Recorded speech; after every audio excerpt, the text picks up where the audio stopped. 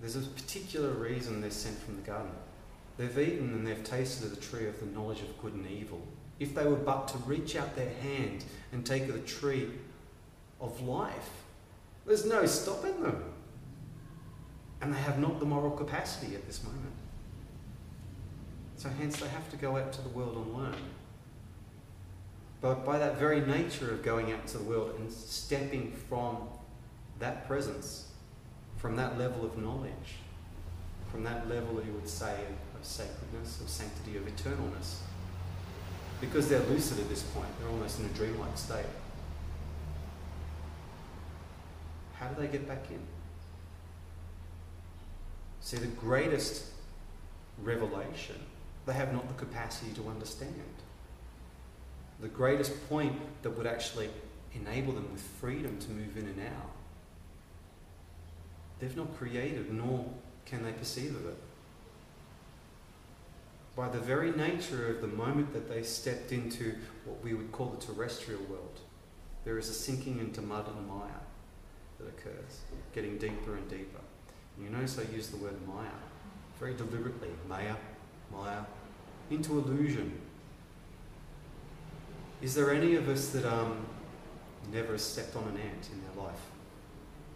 It's next to impossible, isn't it? But by the very nature of being within this world, every single thing that we do in the day-to-day draws us deeper and deeper into this. We would hear vegetarians say that it's better to be vegetarian to not take a life.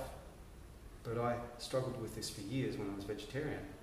The simple fact is, the moment I take that carrot from the ground and I cut it, you know what's happened, don't you? It squeals. It literally squeals. The moment I take an apple from a tree, which is alive, if I pluck it off the tree is not very happy. It's squealed. Oh, you pulled my hair. The moment I take that apple and I bite into it, there's a living being. We are taking life from around us constantly. This is what the Sundance is about for the Native Americans, is to atone for life that we take on a day-to-day basis. And one of the things that they say is women lead into the ground and give constantly. The actual only way we atone for this is when we give our life back to the ground, you know that. And you say atone or to give, to receive an offering. And the curiosity is that after 5 generations of doing this, a continent will go, you know, you're mine. Do you know why? Because you have bled, you have died, you have buried yourselves in my ground. From ashes to ashes and dust to dust. From dust we came, to dust we return. There are mysteries in these statements so deep. Adam. His name literally means drawn from this red earth. From the clay Adam was made. The word for earth at this point is Hadama. This good red earth. Coloration like the pipestone you remember from the Chinoopa, the ceremonial pipe of the Native Americans. This is our blood. This is our tears. You shall toil all the days of your life until you go back into the ground from whence you came.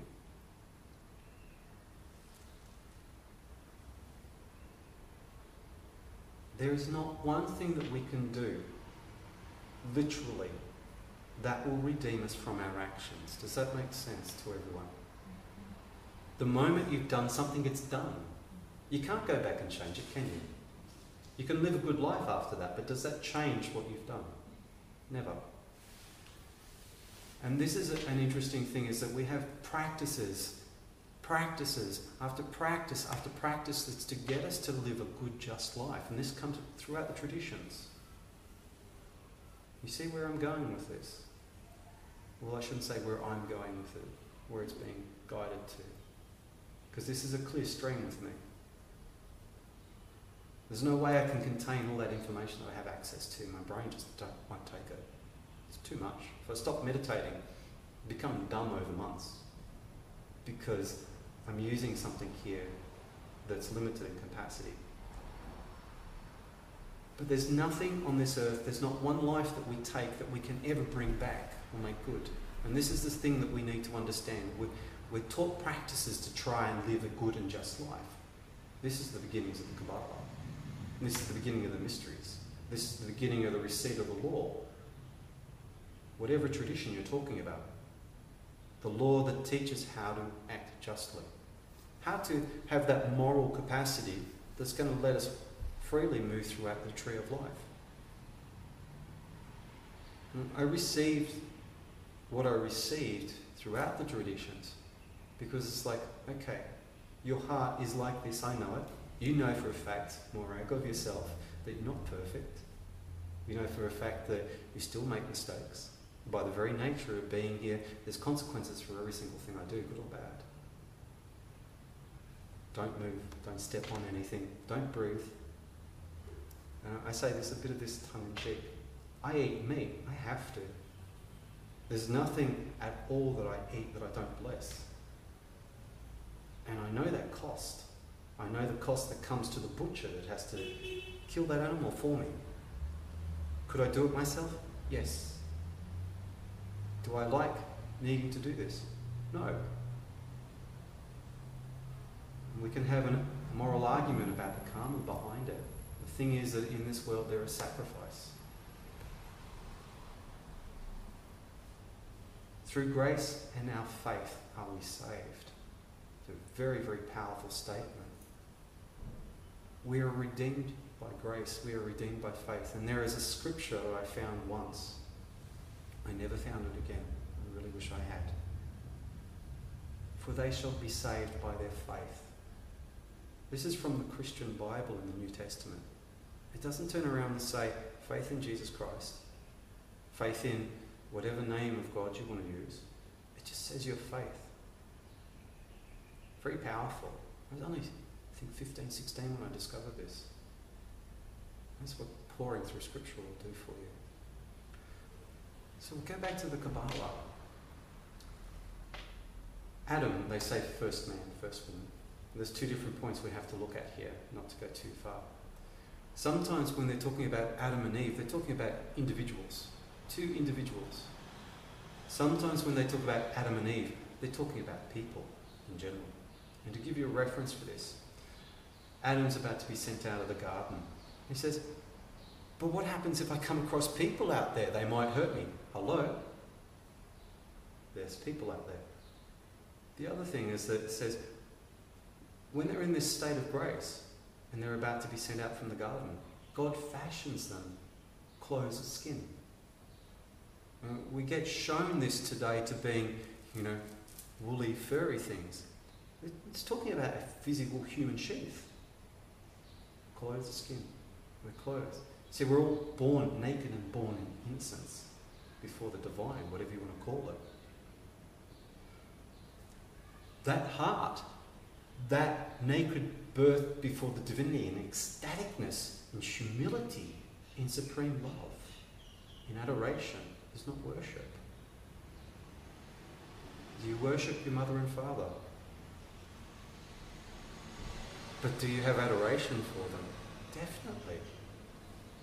I would not hesitate to put my face to the ground before the divinity. It's not worship though, it's an adoration and absolute love of the totality of the all. Matter of fact, it's never asked that of me at all. It's asked of me a lot though, but it's never asked me that. Matter of fact, it's kind of like if you ever watched Monty Python, just to throw this in right now, in the meaning of life. I am so sorry. Oh God, you're really so big. We're really impressed down here. Please don't step on us. It's a scripture that says, what is man that thou dost take thought of him? And the Son of Man that you have kept for you, that you have kept for yourself. Why have you kept us? Why over all of these years of all these things that have happened, have you kept us? So can you cut off your right and your left hand? Can you really do that? Can we really ever turn any of our own children away from us?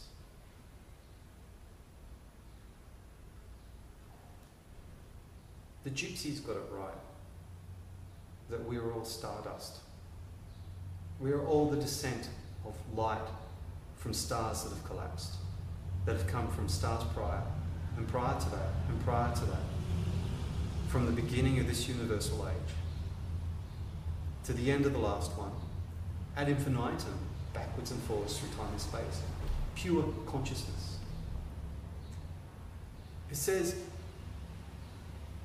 in the book of beginnings, we were made in God's image. It's a very interesting word, image. God's image.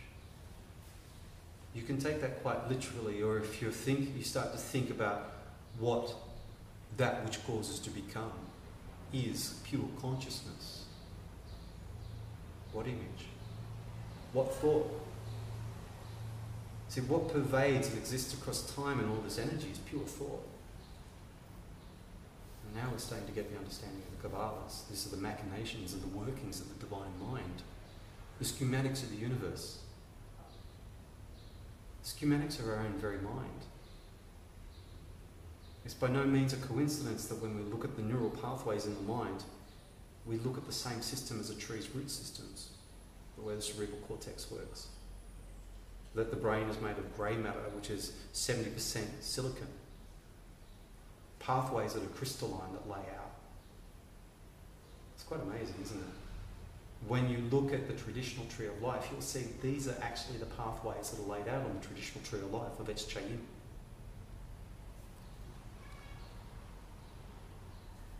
When Adam is sent from the garden in clothes fashioned of skin, and the sword of the flashing sword of the cherubim is there, one of those who pray, one of the very faces of God, as it's said, stands there barring the way to the tree of life.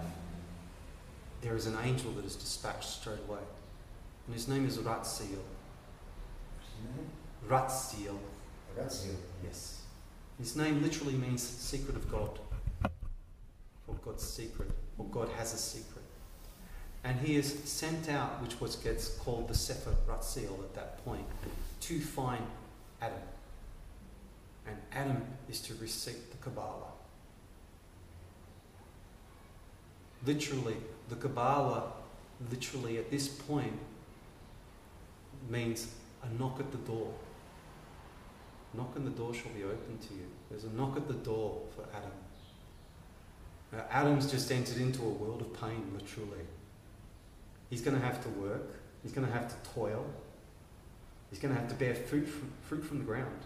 And if you know the scriptures, you know I'm actually terming scripture right here, right now with it. He's going to have to work that earth. He's going to have to forge himself. Make good of himself. But see, the divine mind has already sent the mysteries to him. And there are different stories of how long it takes. Some say it takes 300-500 years. Some of them say that the Sefer Ratziel gets thrown into the ocean by someone. Eventually, the Sefer Ratziel becomes the Sefer Hemlach and the Sefer Yetzirah. When Abraham is wandering through Chaldea, and he's left the city of Ur, where his father used to make idols of all things. It's interesting. He used to make idols and have little secret compartments in them and things like that. But Abraham's like, well, are these the total of the divine? Something else is calling him. But there's something really special that's missed most of the time. The city of Ur means the city of light. It is the focus of the Chaldean Kabbalah, what comes out of Babylon and out of Sumeria. Now that city of Ur was founded by 7 great sages. Just like the city of Luxor was, 7 or 12. Just like you have the 7 rishis in India. The city of Heliopolis in Egypt, its original name is the city of Ur, the city of light, the city of Ra. You have this unique coincidence worldwide that travels. The Chaldean Kabbalah is also very specific. There's very specific diction, very specific tones, quantifiable understandings of the light, which is what it is. Because once you actually start to understand what you're reading in the scriptures, you're reading the outfalling of light. Every time you say one of the names of the angels, every time you say one of these formula, you're actually reading an outpouring of light that is trying to prepare your body. Who knows what the name Raphael means? Is it Son of God? And wishes the head. Say is speaking, there must be another person who speaks his mind. Oh, that's beautiful. It's close actually, because Raphael is also the mercantile or mercurial angel, the messenger of God. But the name Raphael, Raphi, to heal, the healer of God, or for God has healed, or the statement for God has healed, Raphael. That's very interesting. Raphael is one of the 7 major archangels of the lampstand. Where the light breaks down, pure white light, which is comprised of 3 colours, mind you, apparently, red, yellow and white. You see the painting in the centre, that's the colours. I actually had this, my printer was Jewish, turns around and says, why'd you pick these colours? It's like, well, that's what I saw. He goes, you realise that until the rainbow, these colours are the only 3 colours that appear in the Bible. Until the rainbow of Noah's Ark. Now light breaks down into 7 colours of the spectrum. Out of those 3 that are founded in the white, the red, yellow and white. When we look at one of the angels, and it is said very loosely, you can understand that you are looking at a face of God himself, or himself, depending upon whose word you take or the way you take the translation. Instead, transliteration, translation. Raphael. I am looking at a very ray of the divine light. It is said, for my name is in them. So, when you hear the name Elijah, that is coming from the Tetragrammaton, the 4-lettered name. Yahweh, that which causes to become. Jehovah is a mistranslation. And there's no way that that's the way it would be, because there's no vowels in the original Hebrew language. And the letters which double up in there would actually have actual letters behind them if you were to write it down correctly. I've seen people suddenly inspired when learning Hebrew to turn around and go, oh, this is how you would say it. And there's a reverence in their voice. It's amazing. When we hear Michael, Zadkiel, that El at the end is the oldest name of the divine upon the face of the planet. The mighty one gets translated as God. We hear it in El Ilah, Allah, which is from Hebrew, mind you. The mighty one is one. We hear it in Elohim, Elinor, El Shaddai. The major name. Even in demons' names. Yes, and that's a very, very good point there, and we'll bring that later. Please remind me of the book of Job, please, later, if you would. Brian, isn't it? Brian. There is nothing before heaven and earth that is created that is not a part of the divine substance. And we need to remember that. If there is anything out in the world that is unredeemed, it is unredeemed because of our own nature. Very powerful. When the scriptures are spoken of, what's being trying to be given us is a guidance. You ever seen monkey see, monkey do? Watch a child. What I can get away with, what will I do? What I can get away with. Watch someone at the counter that gets given back $50 change from $20. How many people turn around and go, excuse me, you've given me too much? It's like, no one's watching. It's the old shoplifting thing. No one's watching the side of the shop, take. But if someone's watching you, it's very easy to have moral capacity then, isn't it? But the real testing comes with that of ourselves, the fortification, the testing, the tempering of our own nature when we're given something and we go, I'm sorry, this is too much. It's like the person's oblivious to what we're saying. Excuse me, could you please take it? And they take the $50 and they give you back $100. You're like, excuse me, this is too much. And we all have our individual moments, but that's what is sought out of us. That level of understanding can't be put down in books. It can be signposted to. And that's literally what we're looking at in this. The divine gave us keys so that we would not be kept outside of our own nature. We were given practices, hints, codices, that we could actually understand that. When Brian was talking about Raphael's name, there are secrets in the language.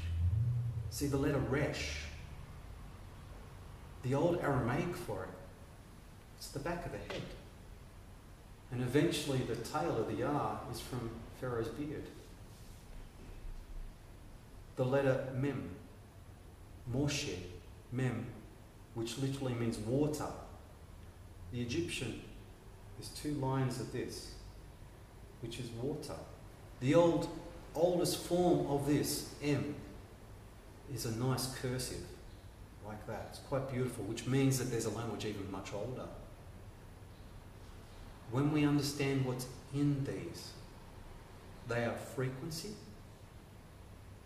they are alphanumerical, they are quantifiable colour and sound. And you might say, well, what do you mean by that? Shin. Shin. Shin. It is yellow in its origins, I believe, off the top of my head. 300 numeric value. It shows the same shape as Shiva's trident. Right. Originally it means teeth or tooth, and it's actually the shape of the tiger's or the lion's teeth. This is where we get S, this is where we get Segal, the lightning strike out of it, the runes. But this letter Shin, that has a numeric value and an oscillation of 300, also relates to the word Ruach Elohim, the breath of God, the Holy Spirit. And you see how interrelated this is. It is. Now you can understand all of this and write it down on paper. If you saw me earlier, you would see me singing, praying, and then deliberately, in melodicalness, calling upon the 4 major arcs to the quarters, and then the holy ones. But if all that formula gives me this grand table that I spread out before me, is there not something simpler? So the divine turns around and says, in that day I shall write upon their heart my law. And my law shall be the law of love that transcends everything. Why the law of love?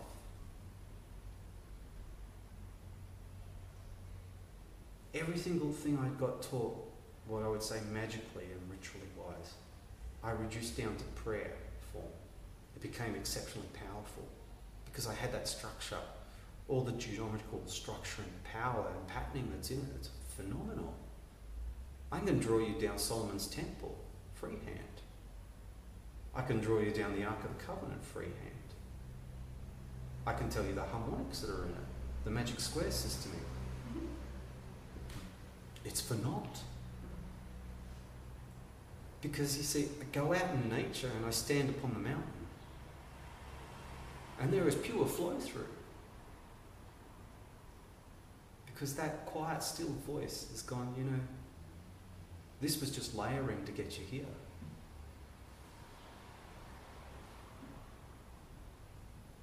What beats in our heart? What has created us? is something far much more greater than the schematics and design. The Dalai Lama recently said that Buddhism needs to move forward out of the day and age of what we've practiced, and I'm sort of playing down the words a bit. Out of the mindless repetition of mantra and ritual, it needs to constantly evolve. The divine turns around and says, your prayers, what you do in your ritual, your burnt offerings mean nothing to me. Thus I shall abolish them from before you. I shall lay waste to the temple. Backstepping. Mind you, the temple that I did not want. Because David, initially for Solomon's temple, what gets told, Solomon's temple goes to the divine and says, I want to build you a temple. And there's an answer, and David's coming to the tabernacle at this point. A tent. With the Ark of the Covenant. The priests are more mediators and keepers of the Ark of the Covenant, and then you've got judges after that who rule on the law. Because the divine wants interaction with everyone. I shall live amongst you. You shall be like my people. It says, I want to build you a temple, and the divine says, no, don't do this. But I love you. Thus it is, I shall give you the designs of the universe. But prior to that, he says, don't do this. Don't become like other nations. This will become a whipping rod to your back. The guise of organised and formalised religion. Over the years, I've learned to do things to the precise second.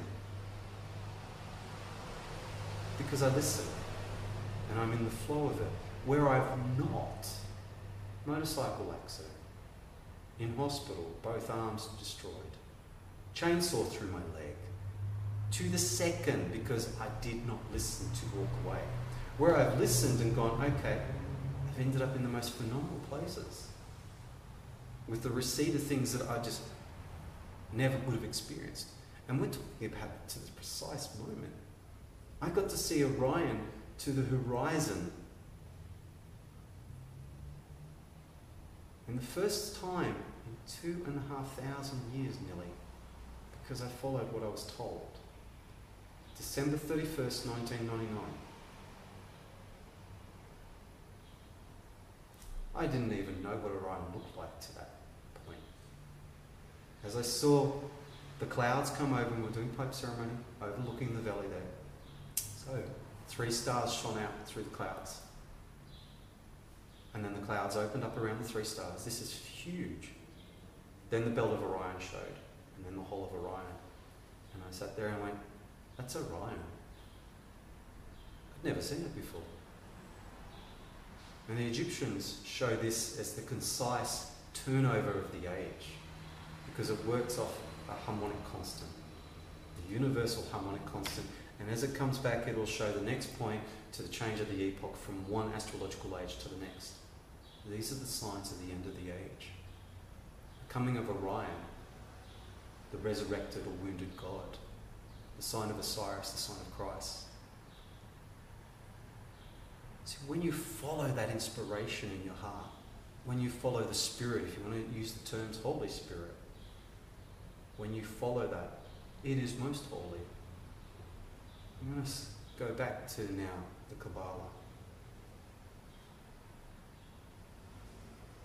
We have an ethos of belief that we are like ants on the ground that have no power, but ants are most powerful. If you ever step in the way of an ant and you're on its turf and it bites you, you don't want to be there, do you? It's proven its point. It bites you and that ascorbic acid is then stinging in your hand for the next 20 minutes. You don't want to go back to that place.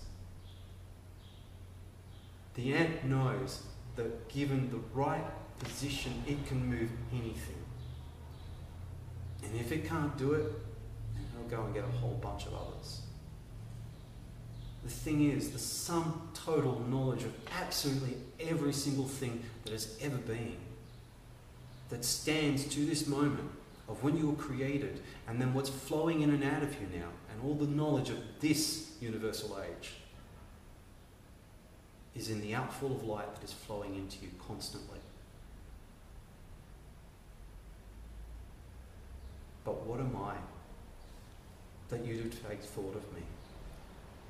We are the incarnation of light to the extent of 173 trillion kilowatts of energy per hour to make a 70 kilogram person. I don't even know what that could power.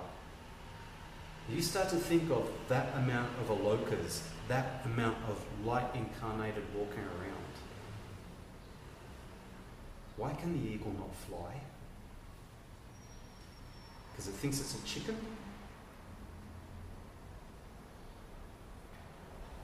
The difference from one divine being that performs what everyone calls miraculous occurrences to the other everyday being walking around is one knows what it is, one doesn't. It's a very powerful thing. When Moshe, who was drawn from water, Moshe, that's what his mother names him, drawn from water, the Pharaoh of Egypt. He's taken from water. He is raised up in Pharaoh's courts. He is taught as Pharaoh. He is taught all the knowledge and all the mysteries of this. There's already someone else who's already been in Egypt who held that much sway. His name was Joseph. He was second only to Pharaoh. If you read in the Quran, he used to do divination by Pharaoh's own cup. He bore Pharaoh's signet ring on him. In actuality, he had more sway over the entire land. When Moses, goes out into the desert and he flees, in a great line of succession, he comes to a particular high priest, as Abraham had done and come before Melchizedek, the high king Salem, and received the Kabbalah from him. Moses comes to the foot of Mount Sinai and meets the daughters of Jethro, the high priest of Medine, the holder of all the sacred mysteries at this time. So they're sitting there, they're having their lamb kebabs with yogurt sauce, traditional food at this point, herbs, being tended to by Jethro's daughters. Strapping man, a strong man, Moses. Been fighting guys off at the well, he was that strong, they were scared of him. In the backdrop, the mountains rumbling. And Moses is sort of looking over his shoulder, and Jethro says, "The mountain's calling to you." Who is that? It's the keeper of the mountain, it's God, who I serve. Jethro has been waiting in the desert all this time to pass on this knowledge. So we know the story of the burning bush. Moses goes to the mountains. Take off thy sandals, for where they stand is sacred ground. Okay, sure. But it's what happens after. What is said to Moses is a supreme statement of wisdom and consciousness. But of course we turn it into a face, into a personalised God. And the relationship that we have and develop is personalised. But what gets said is, Ichaya Asha Ichaya. I will that I will. I am that I am. I will when I am. I will that I am. The statement goes on forever. Moshe, Moses.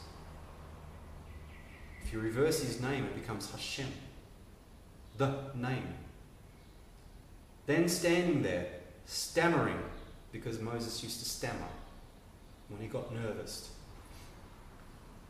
He says, "But who shall I say sent me when you send me back to the people?" We make the mistake of taking what is said next as being a personification of the divine itself into a form. Tell them that which causes to become, that which keeps its promises. Yahweh has sent you. That name is derived from the Yechaya, which today gets said as Etya. The great I am, the great I will. Supreme statement of consciousness. But what is missed here is what we're thrown in with religion. Forgive me for digressing for a moment. See, what stops us coming before the divine face, that persona, that aspect, that energy, its purity is something, one thing in particular. It's guilt. We've come to think that it's what we would call sin. What sin means is the breaking of the will of God, the breaking of love. What comes out of that, out of our essence, trying to go, here's a moral conflict, is guilt. That guilt burns and hangs on us. And we come into something so pure that we can't bear to look at it. But what essentially is given to Moses, to Moshe upon that mountain, is that when we come before the divine, when we stand on that pinnacle in our power of who and what we really are, the two wills become this. They don't just merge, they are one and the same. The Kabbalah was given to bring us into practice, to understand, as was Tantra, as was any of the yogic practices. But once you enter into that place, do I need to have all the keys and the loopholes of heaven and earth to move something? Because what essentially is being told to Moses is when you cry out by this, you can move the mountain. Why? Because you are the supreme nature of divinity in one point. There is not one single cell in your body that you would say is not you. Is that correct? But every single one of them is alive. All the mitochondria are single cell living organisms that are in us. And we can talk to them. And vice versa. Matter of fact, they'll tell us that when we want chocolate cake. Or when we want love. Or when we want to get out of there. But it's our consciousness that turns around and goes, no chocolate cake today. No, I'm not moving. Someone's throwing themselves around me. No, I'll stay here. There is not one cell in our brain that we would turn around and go, this is not part of my brain. Someone else put that in there unless we've had a transplant. There is not one part of this outfall of light that is not a part of that supreme consciousness. That being said, if we understand our place within it and its place within us, the individual and the totality in the individual, the first awareness is the shamanic insight. Much later it becomes the universal insight.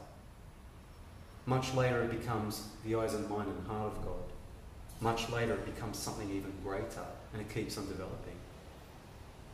Every single aspect of what is out there is a part of that supreme statement of consciousness, which is what we are. Now it's nice to know this stuff. It's beautiful. But there is a trap in it. The same trap is going into the psychic arts. The moment that you focus into that, that's all you see.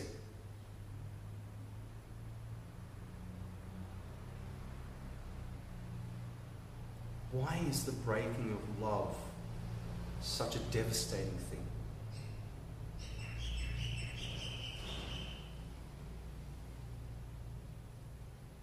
Consciousness, creation, wisdom, love, compassion, mercy is life, is light, is the divine nature.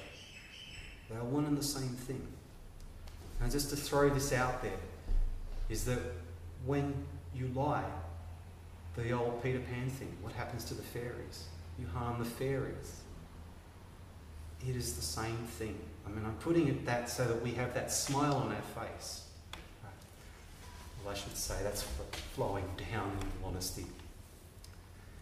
when we look at creation, that we are in synthesis, complete synthesis with it. Like a river, it's flowing. Then what is there that can stop that? Disbelief, a negative standpoint, other people's belief around you. It's a degradation. It goes down a vicious cycle, doesn't it? Dr. Emoto has shown the power of water. He's also shown the power of negative thoughts and negative words to that water. Our very words, and this is what the Kabbalah is really about. In the beginning was the Word, and the Word was with God, for the Word was God. There is not a single thing that was not made through it. And the Word came and lived amongst us for a while, but we did not recognize Him. And we're talking about an Aloka here, a supreme being of light. We are talking about a tree god, a being that straddles the realms. The mistake is that we worship Him instead of realizing our place within it. There is an allusion in the end of the New Testament to co-creativity. We shall become co-creators with God. And everyone else, yeah, it's coming. We've already been doing that. Our point of view. But that point of view, we were in the mud throwing sticks and stones at each other and saying, you're good, you're bad. So one of us discovers that, hey, I can put some iron together. Now I'm going to throw something at you a bit heavier. Still doing the same thing. Peace comes at the acknowledgement of peace, not the acknowledgement to the cessation of war. See the subtle difference? Our empowerment as divine beings comes when we turn around and say, this is my God-given birthright. Why? Because I am it. It is me. Whose responsibility is it for the state of the world? Oh, nuts. And I'm just going to step back. My sensei one day, I was talking to him, and I'd started to call the divinity, the manifest divinity, the grand conspirator, because it is conspirators by nature. And it's like, and I'd say, and it gets away with it. People would be like, oh, really? It gets away with it. There's an interesting thing, is because you're not in line with yourself, you're being buffeted. The moment you're in line, you're in a source of co-creation. Your reality is affected by your very thoughts and very nature. But I said to him, I said, Sensei, I've started to suspect something. I said, he's like, yes, what is it? He goes, what if the divine gave us all of the ability and all the empowerment to make this world what we would? Because you're heading down very dangerous grounds there, using the surname. And I was like, yeah, but we sit there and we throw it all out and we go, it's your responsibility to do something about it. And it turns around and goes, did I not give you the tools? Did I not teach you the pathways of heaven and earth? What do you do with them? We know how to speak.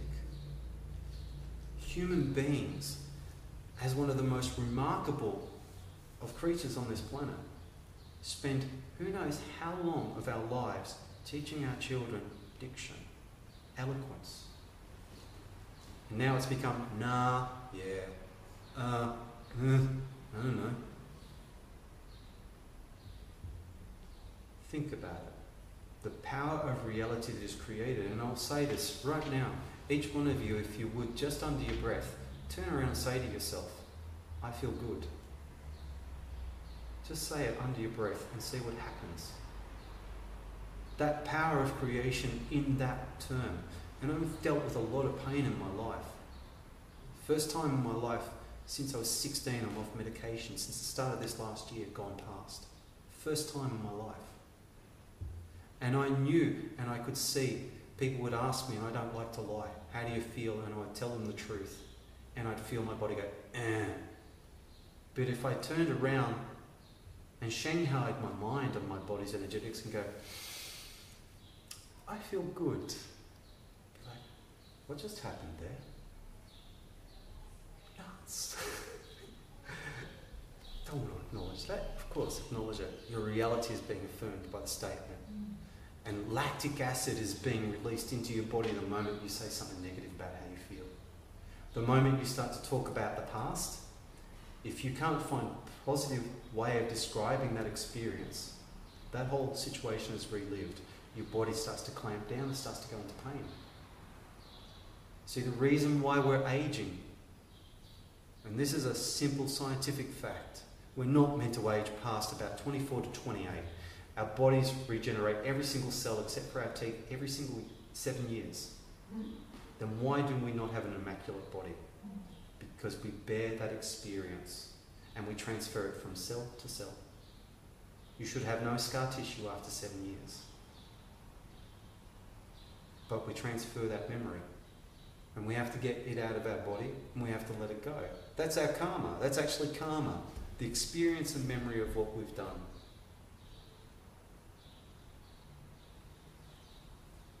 I should not walk, but I do. And it's not just force of will. I've changed my body over and over and over, especially this past year and a half. I've completely changed it. My point of view of what I put into this body and what I say of it. And I'm very, very well aware of that point of view that is within the mind, the manifestation to my body instantly and its ability to support itself. Ichaya Asher Ichaya, I will that I will. By the name you gave to Moshe, I call upon you. Yovaya, that which causes to become. I'm a Gentile in the name of Jesus Christus. Do I come before you? There's very powerful things in this that were given to us. But this synthesis and antithesis is all around us. And now the day and age is where we can bear ourselves before the divine. An act of grace was given us that we could never step past. Saint, prophet, apostle, sadhu, siddhi, guru have come, one after another. We all hold up a gourd and a sandal and say, this is the right one. Well, today it'll be a homeboy's hat, and maybe the Spanish dollar symbol that we think is everything. But these things all fail away, as does organised religion. Why? Because it does not serve the divine, it only serves itself. What is at the heart of it? Humble yourself. To be humble doesn't mean that you're weak. To be humble, know yourself for who you really are, what you really are, and be teachable. Be what you really are. A tree that grows before the divine, that flowers and blossoms in this world, the potentiality of that, of what we really and truly are. What are we? There's a very specific term that is given about what Christ leaves for the followers of the way. And Christianity was not its name. They were called the followers of the way. That sounds like the Tao, doesn't it? The way. The Do. The path. The middle path. The word Christianity is actually a swear word of the Romans, calling them pagans. Which means that they were uneducated. Anyone who was a pagan was a barbarian, outside of the organised religion of Rome. So it's very interesting. But what Christ is talking about is like, she'll come before me and I shall bring you before the Father. It's like, and then it stops there. The Word, the Logos, the living Word, the living tree God, the wounded tree God. Just to bear for a moment, if you go into any of the other traditions, you're going to find the same aspect, tree God. All knowledge in the trees. In the heart, the sacred symbol of the tree forms the centre of the heart and the frequency, the oscillation of the heart chakra, which we describe now as the Star of David. That's actually the electromagnetic signature at the heart. All of that is in here beating. Supreme point of understanding of where we extend forward, behind, above, below, left and right. that crucifixion to the tree, that hailstone room that forms the centre of the Star of David, that forms the schematics of the universe, time-spatial cross, and the cube, is here. All that sum total of knowledge.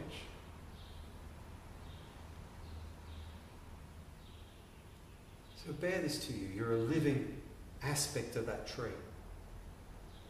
You're fed from above and below constantly. All that knowledge has always been there. But now we have an ability, a point of awareness as who and what we are in human beings, is to understand wisdom.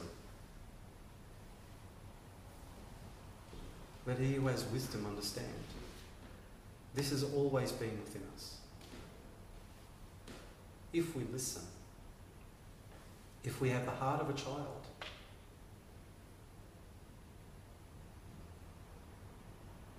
you shall say to that mountain, get up and throw yourself in the sea, and it shall, if you have but the faith the size of a mustard seed. Rabboni, I knew if I could but touch the hem of your robe, I would be healed.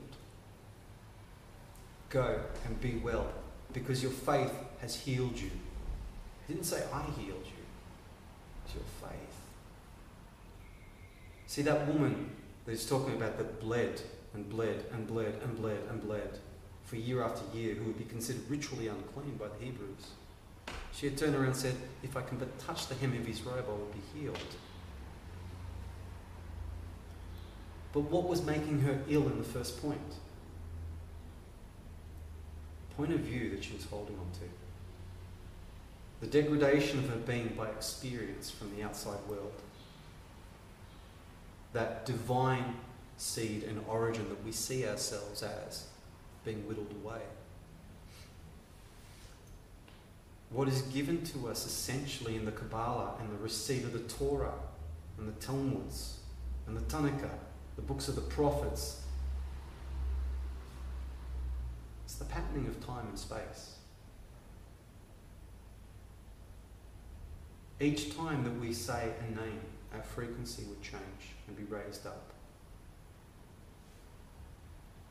If we would come to the supreme point of being able to say one of the divine forms, and being able to say it with all of its nuances, how it would change our frequency, change the nervous system pathways, all those practices, that's what they've been about. But you know what gets said is that it is impossible to keep the law. The law has become so complicated, you can't keep it. It's only by faith, by that self-knowledge. We have to return back to source, to nature and to self. Our originating nature. That kernel, that diamond seed, the body seed of our original nature. That is a part of all that source. And you know what you're going to find within there? Everything. And the amazing thing is, if you need occult knowledge, secret knowledge, it's there. You don't need to go out there and source it. It will provide it. It will blossom forth. When we look at the tree of life, and you'll see this is quite different, the one that's actually up here, because it's using the Fibonacci sequencing that's within the five-pointed star to actually show those ranks and realms instead of the normal crystalline structure. It's quite specific because it's talking about creation, it's talking about the way it perpetuates, the way it blooms and blossoms. Out of this wisdom, another tree arises. What about if I could just throw this right out? The last points of this. What about if that kernel of divine wisdom that relates to Chokmah, the top and left of the tree of life, pale blue in colour, the Holy Spirit, Yehovah. For God is my friend is actually the way that name used to get described, used by King David often. Yehovah. The Rastas still use it today as Yah in their songs.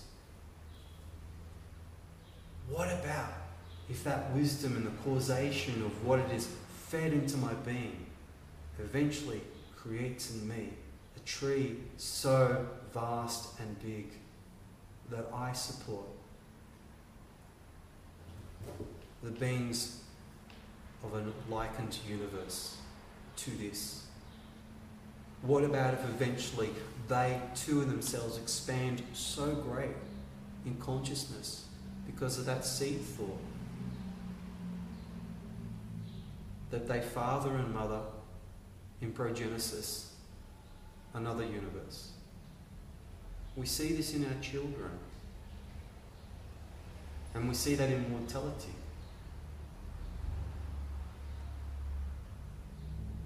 But it is here and here that we remain forever.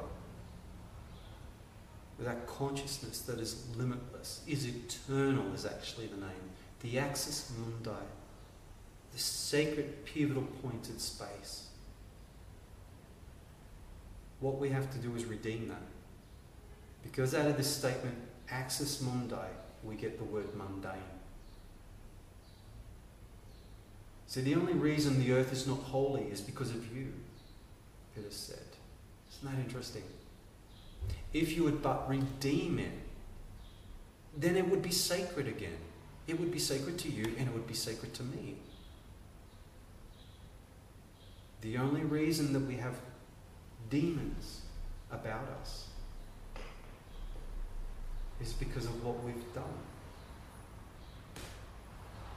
We've had great masters who have abused this knowledge. And if I can throw this out there for a moment, there are many, many, many apparent demons who originally were very powerful, beautiful gods until they got turned into that. Sorry? Exactly. By what statement, what point of view? Who changed them and made them become those? Because they left the path. They left the path, like in Atlantis. They decided not to live godlike anymore, and then they fell, like everywhere. When the great mages of Atlantis fell, they took with them all the ranks that they were wired into. And those beings were driven to ground, and some of them were cut off from light, such as never before. And there was nothing left for them to feed upon, except that darkness. If a being of this calibre is given a chance, I can guarantee you this, if you give a being the chance of redemption to be what it was created as, a being of light, you watch it turn around and go, yes, let me out of here. If you misuse your power, that will happen just the same. And that's a very precise point. Power goes where your attention goes. Yeah. It becomes what you make of it. Mm. Good and bad are polarized positions. But the divinity is neither good nor bad. It is love. It is pure creation. And it is love to the extent of where you're saying to your children, please don't do that. Please don't do that. Please don't do that. Oh, please look after them. Here comes the bang. There's the screaming. Police turn up at your door. Is such and such your son? What's he done? Okay, I'll be down to get him in 20 minutes. Hang on. I'll be down in an hour. He can work it out. Get down there. Is this the right thing to do? No.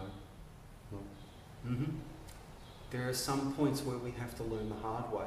But the thing is that at the end of the day, there's not that point too where you don't say, I love you, that you leave without knowing. Your child mucks up and they're disciplined, or you let them find out the hard way, but you still, at the end of the day, say, I love you. And this is one of the major things. We know the story of the prodigal son. But what about if we hear it in this way? There is nothing that you can do. There is no distance that you have gone. There is no harm that you can create that will stop how much I love you. But from the beginning to the end of your time and beyond that, I shall love you no matter what. There is no distance that you may wander in seeking yourself. There is no harm that you may have caused that I will stop suspending my love to you. My love is eternal. I use that word eternal very specifically because it means holy and sacred, and it goes on and on and on. Most of the language that we actually have that would describe these things, like infinite, not finite, are along these lines. We are constantly conditioning ourselves by what we say. This I would render to you in the last bits. There is no sacred mystery. There is no secret that the divine suspends from us. If we're not worthy of it, it's just not going to make sense.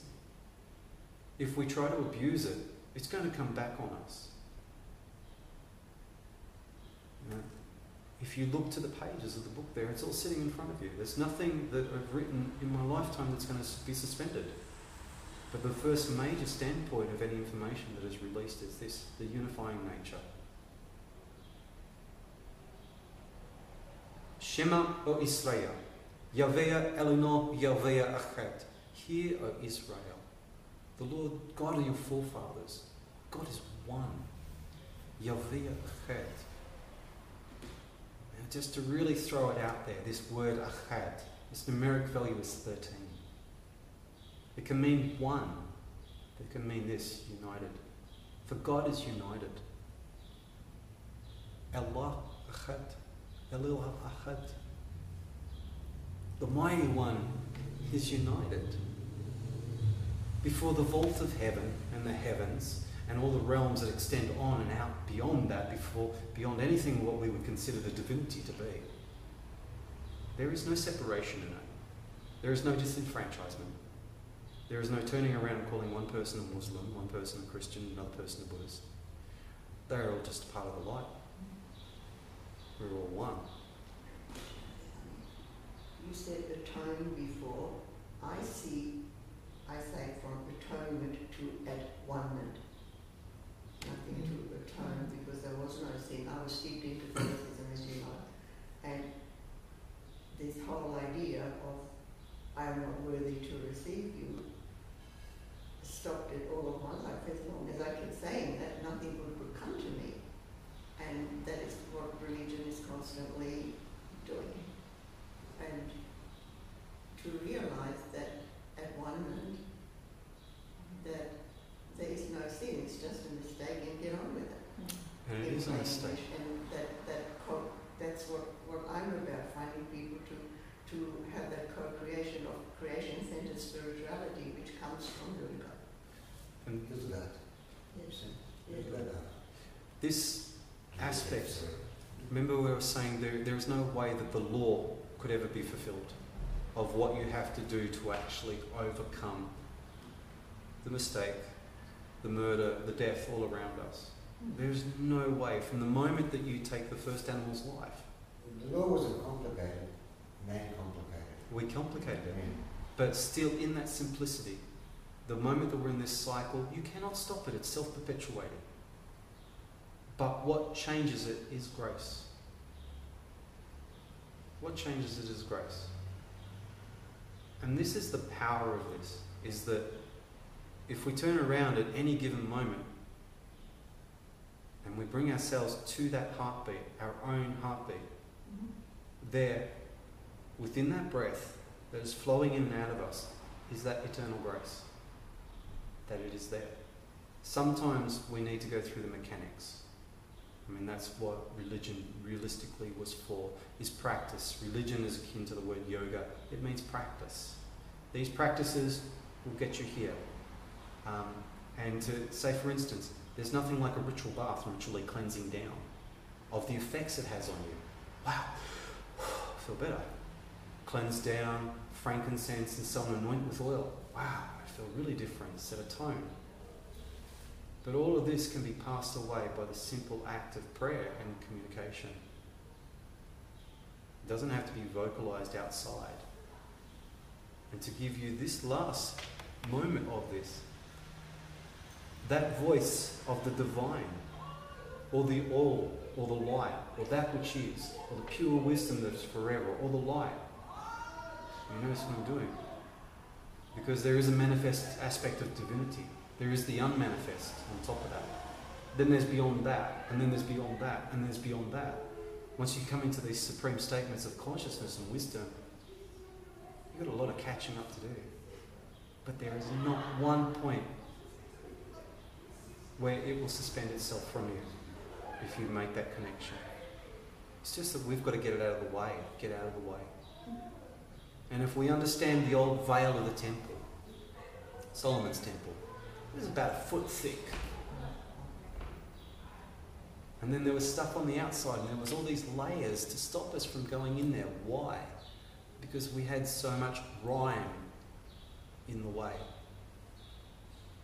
But an act of grace that tore the veil of the temple, rent it asunder from top to bottom, that actually broke the altar. No more sacrifices needed. No redemption needed. That act of grace literally comes to this: if we need to do this, and we do, I honestly think that in ourselves, forgive me. Forgive me for what I've done. Forgive me for what I've done deliberately and naively. Forgive me what I've done to others. Forgive me what I've done to myself. And then accept that. And this is what gets said. I shall cast your actions, your sin, the broken hearts that you have made, away from my sight. And I shall cast them so far away that they shall be as though the east to the west. And I shall not remember them. And then you will say to me, forgive me for what I've done. And I shall say, what? If that is what is said to us, then who are we to deny it? Light falls to us from any given realm. Let your yes be your yes, your no be your no. Let your prayers in your own common tongue be the empowerment that you need. Because every bit of language is that outfalling of light. Every single thought you have is that effect. All around us. Thank you for coming.